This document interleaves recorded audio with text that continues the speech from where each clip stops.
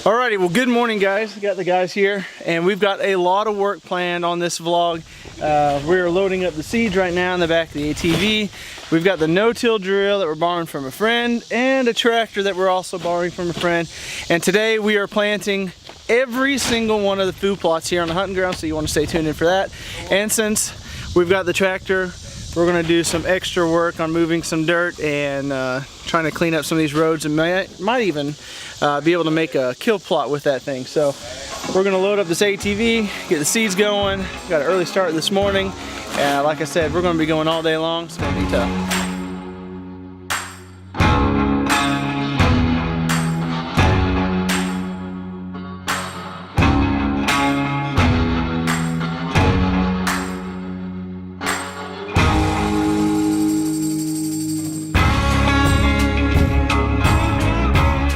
So we're kind of doing something a little hillbilly-ish here.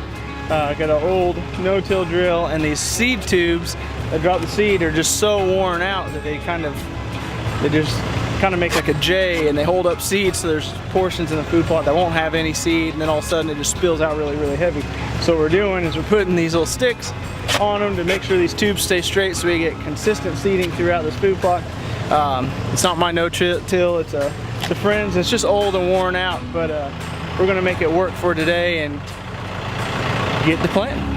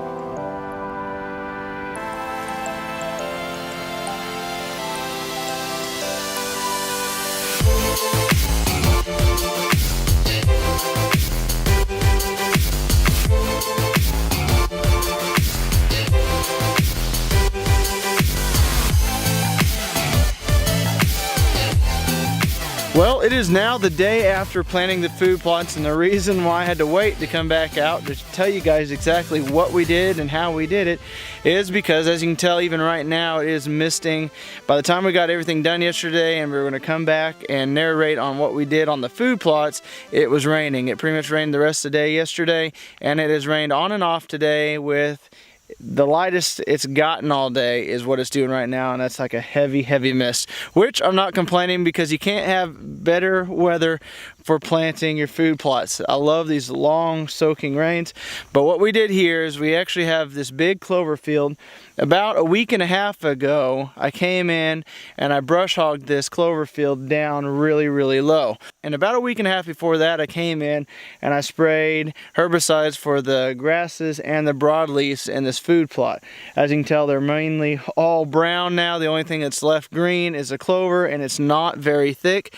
But then we came in here and we no-till drilled the broadside mix by Eagle Seed. It's got some turnips and rape and wheat and soybean in it, and it's going to come up nicely, especially with this long soaking rain. But the reason I went ahead and brush hogged this a week and a half before I came in and no-till drilled it is because last year I planted when this clover was about 6 to 8 inches tall, and it grew even after I no-till drilled, and the problem was it was so thick that I'm pretty sure everything germinated, but it just didn't fully mature, or it died because it wasn't getting the sunlight. So this time I came in, I brush hogged it down really low, no-till drilled in everything. The clover's already starting to pop back up really good, but there's plenty of sunlight to be hitting that ground that's going to promote the growth of everything that we just planted in here. And then we came over here and we planted the soybean plot. Now I figured with expanding my food plot this year some, I figured it was going to keep up with the browse pressure of the deer, but with the growing population and the drought that we had throughout the summer on and off a few times, the soybeans weren't able to keep up with the deer pressure that were being put on them. So what we did is we came in here again with the broadside mix and we just no-till drilled directly over the soybeans. I've got strips of the summer mix from Eagle Seed in here, and that's primarily to create more browse for the deer, and it's done really good, and it's providing a lot of seed for the doves. So my dove population has increased from pretty much nothing to a whole lot, and we should be dove hunting here this fall. But we just came in with the no-till drill, drilled around everything, and got it all planted, and I'm pretty sure it is going to come up really great. So I'm really excited about this food plot. You can see right here in that utilization cage, that's actually soybeans in there. And you can see how tall they would be if they were able to keep up with the deer browse. So it's a great thing about putting a utilization cage on your food plots. You know how much you would actually have if the deer weren't hitting on it. So it gives you a good comparison there.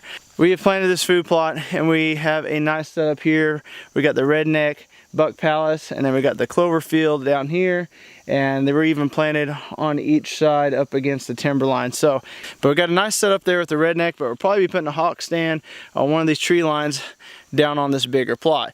That wasn't the only thing that we did yesterday. We planted the front food plot, so now I'm going to take you there and take a look.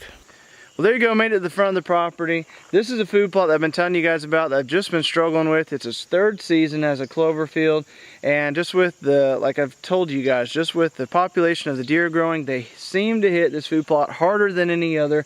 Plus all the logging activity and destruction that went on using this food plot coming in and out has really put a lot of pressure on this food plot. So I pretty much had to restart, and I came in and I have killed this food plot. I've sprayed and everything is dying now except for a little bit of clover. So there are some clover left in here. So we planted the Smorgasbord blend by Eagle Seed in this food plot, and it's got a variety of clovers in it as well. So this will reestablish into a clover plot, and that's why we decided to plant it with the Smorgasbord.